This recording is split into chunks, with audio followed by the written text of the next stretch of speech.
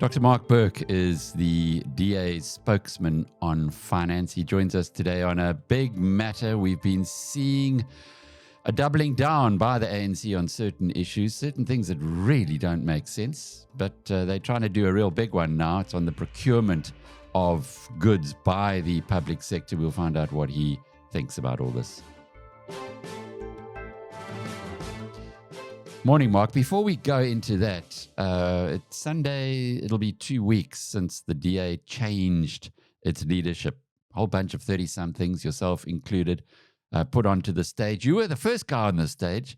I wasn't quite sure what your post was, but congratulations. Anyway, tell us, what did they elect you to do? Thank you. I'm still figuring it out, Alec. No, we elect our federal leadership at these congresses every 3 years.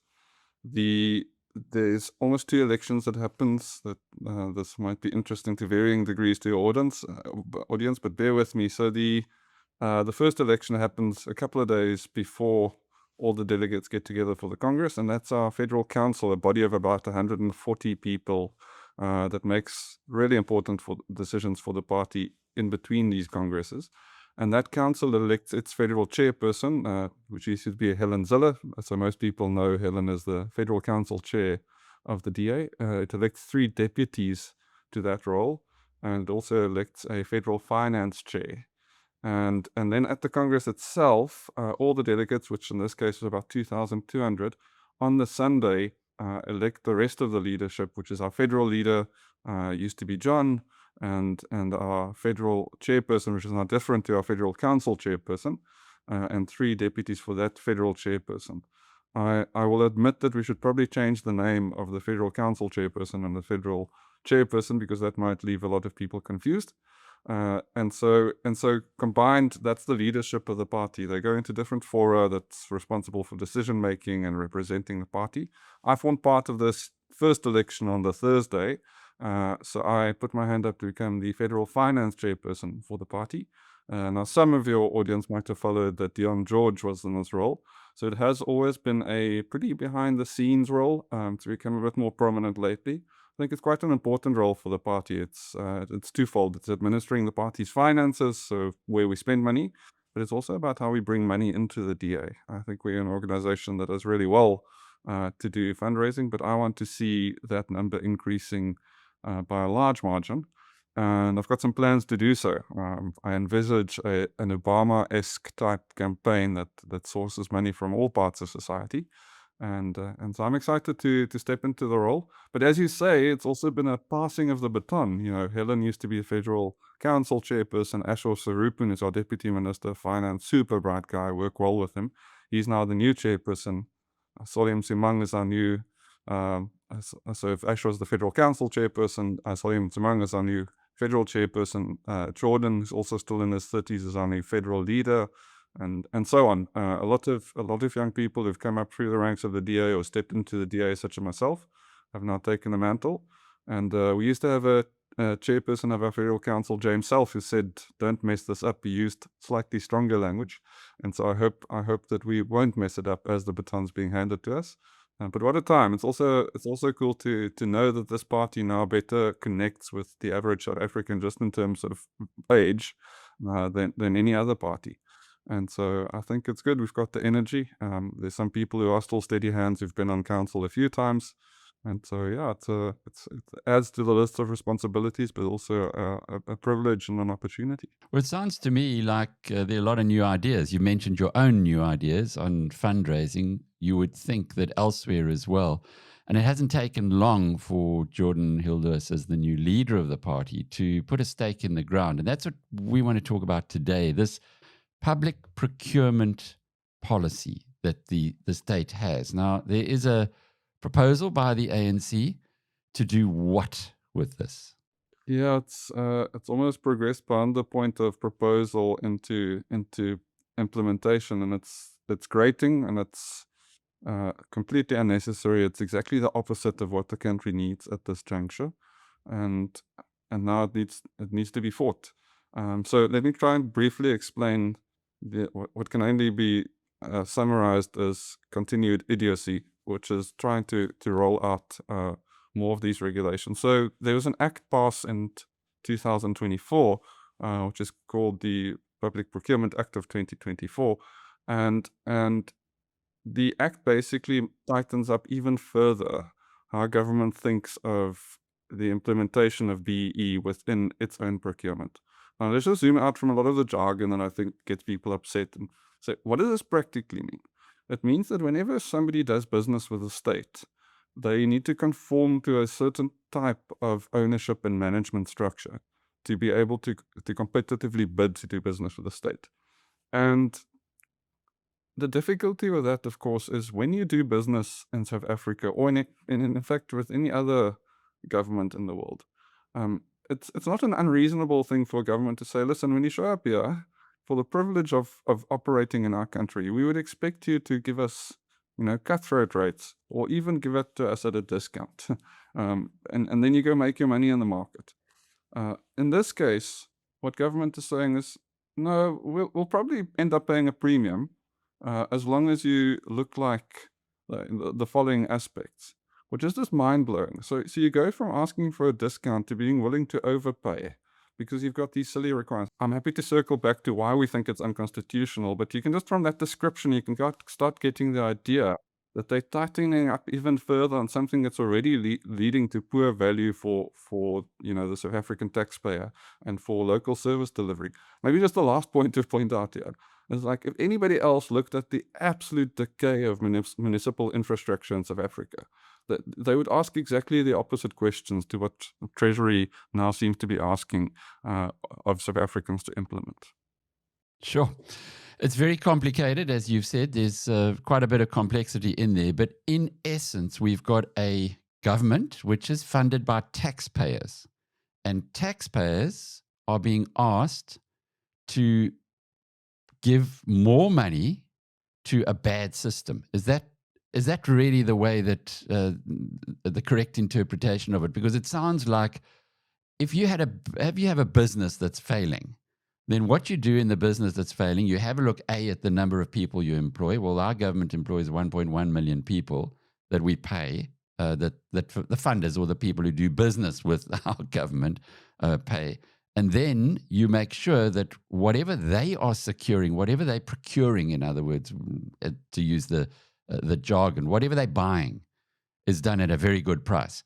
So what we're now saying is that part of whatever the government's buying is not going to be done at a very good price. In fact, it's going to be legislated that already you have to pay a premium because of ideology. You're going to now pay an even bigger premium. Am I reading it right? Absolutely. And you can think of it as in business they talk about a Venn diagram, but effectively, if this is your universe, if a big circle is your universe of potential suppliers, you're now narrowing it down to a very small subset of those suppliers who conform to these requirements.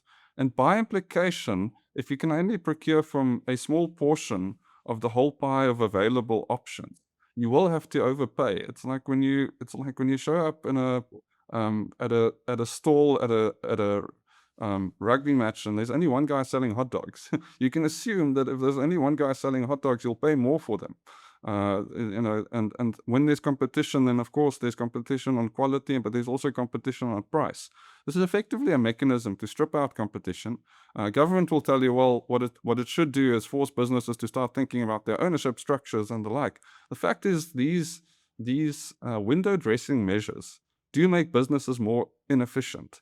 They do take it from being a business operating in a tough environment in South Africa. And let's not understate that. If electricity is unreliable and the transport network is unreliable and labor laws are rigid, and then you say, take that tough environment and make it additionally hard, because either you're going to add people to your border, you're going to add people to your shareholding base, you're going to add people to both, just because government said they should be there.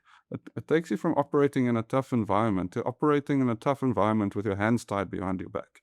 And so, yes, it will make things more expensive for the state to procure. It will make things more inefficient when they're delivered. And it leads to the sort of corruption that we're already seeing playing out, where the very few people who've jumped through all of these hoops to become a compliant supplier, often the fat cat Matlala types, that are connected to the elites, And they are able to tap into these contracts, and then of course the contracts are awarded. So it's exactly the wrong measure at exactly the wrong time.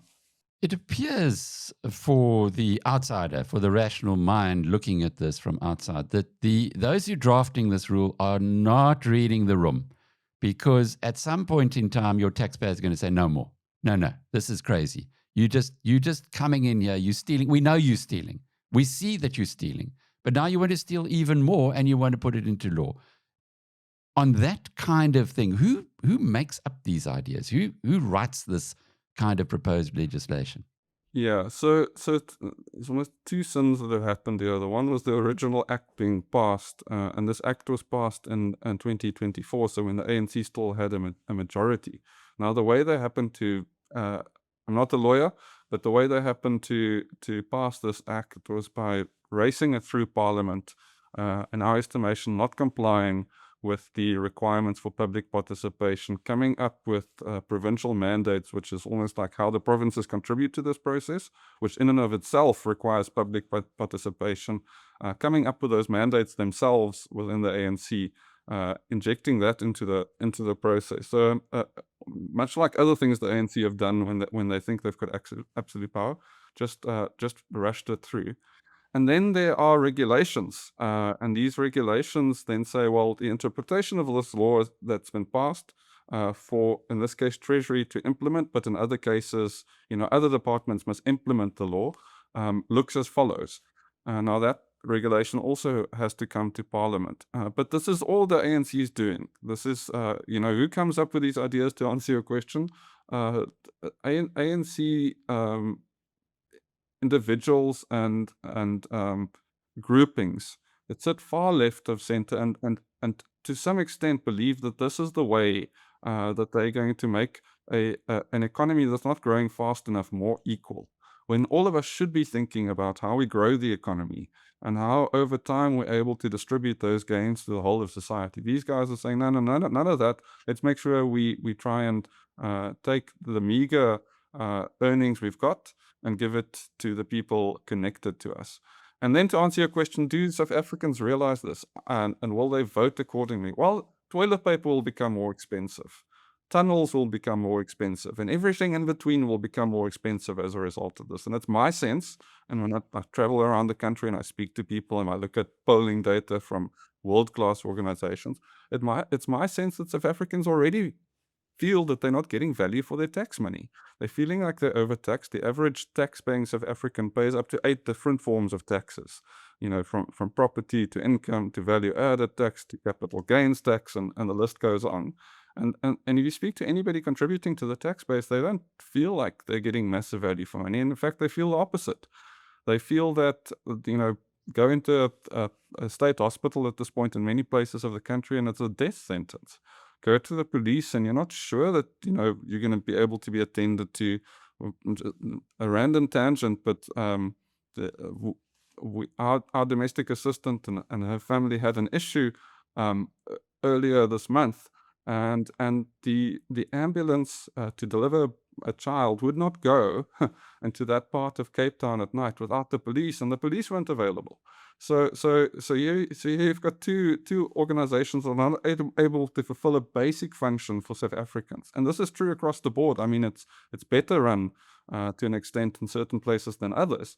So healthcare is failing, policing is failing, but public schools are under-resourced, and so if people are asking themselves, "Am I getting value for money?" The answer is probably no, and they are feeling like they're overpaying. And then your final question is, does that start reflecting in the polls? Do people start voting in a way that reflects this frustration? Again, my answer would be yes. I'd say to an extent already in 2024, there was this realization. I would argue that some of the parties that were voted for, even though they sit far left of spectrum, were a vote of frustration to an extent. It was a vote of saying no more of this. So at least as it relates to the ANC, I think they are paying the electoral price, and in a way democracy is working to punish them for this continued silliness in how we think about procurement. Of course, it's our job to make South Africans aware that there's a link between these things. And if we pretend like it's not a problem, we'll keep overpaying, we'll keep not getting services. And so that, that's where we're at. The penny is dropping, Mark. There can be no question of that. We're seeing it all over the place. But getting back to this, what you can do about this, it was interesting in the statement that the DA put out, that you put out, that the city of Cape Town is one of two governments, together with the Western Cape government, which has already said, no, it is going to fight this tooth and nail. Now, the city of Cape Town is the place that your leader of your party is running. He's still there. So clearly he's got a view on this. That view is, as you've explained, also the one that you hold.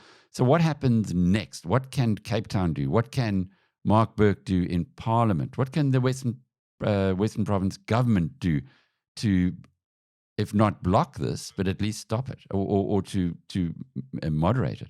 Yeah, our conversation today is part of that, is making South Africans aware that this is yet again the ANC doubling down on failed policy at the expense of South Africans. But there's a couple of other things going on here. The DA, as you say, our now leader and mayor, Jordan Hill-Lewis, when this was the direction it was going, applied directly to the Constitutional Court in July of last year, and was given access for this matter to be heard in front of the Constitutional Court, partly on the basis that this was not passed in a constitutional way. Public participation isn't something we just mention. The whole point of public participation is to go and listen what people think about something and then try and implement it. What happened in this case, and again, the little caveat that I'm not a lawyer, is that the public participation process was initially rushed. Then a substantial change was brought to the chapter that relate to these things that I've now tried to at least enumerate in terms of quantum and what will imply. And this was a substantial change to the document. And that didn't even go back to public participation, which isn't exactly constitutional. So the matter will now be heard directly in front of the Constitutional Court. And so it's almost it's a rerun of something we've seen playing out between the ANC and the DA. Which is that they have the DA almost has these legacy liabilities, and that the ANC passed laws at some point where we weren't able to stop them in Parliament, and now we get to a point where these things get implemented. But it's also potentially a legacy liability for the ANC, in that if they lose the court case, it's another court case lost to the DA, like the VAT battle, like the CADA deployment records, and like many other court cases, which isn't a good look for them. But then so that's what we will be doing from a legal perspective in the short to medium term. But then your question is, what else can be done? Well, regulation, I think 60 of this act says that, Section 60 of this act says that regulations flowing from this act must also come to Parliament for scrutiny. And you can bet your top dollar that I and the team around me there, in the finance cluster, will make a proper stink in Parliament. We'll make sure that the requisite parliamentary oversight is applied in when this comes to Parliament, and what that means, what the cost will be for South Africans. Have they done modeling on this? Why are they thinking of centralizing supplier databases? What possible gain can we get? What can the chief procurement officer show to us over time of value added to these contracts? So we'll use the parliamentary participation and oversight process to add to the pressure. As I've now said, we'll be speaking to folks like yourself in the media to make South Africans aware of this, and then we'll use the court to oppose this. So we'll be trying with every measure possible to oppose this. And I think that, if the ANC is able to implement this, and it goes entirely unopposed, it will have a cost. And so the other opposition measure is at the polls in a couple of months from now. This will have a direct bearing on local government functionality. We all know, people in the Western Cape less so, but we're still aware of our friends and family and the rest of the country, how rapidly infrastructure is decaying. We should be asking at all cost, what can we do to try and improve this? And so this will have a poll cost, in my estimation, and the DA will make sure that the ANC pays the price for this legacy liability that they keep pursuing.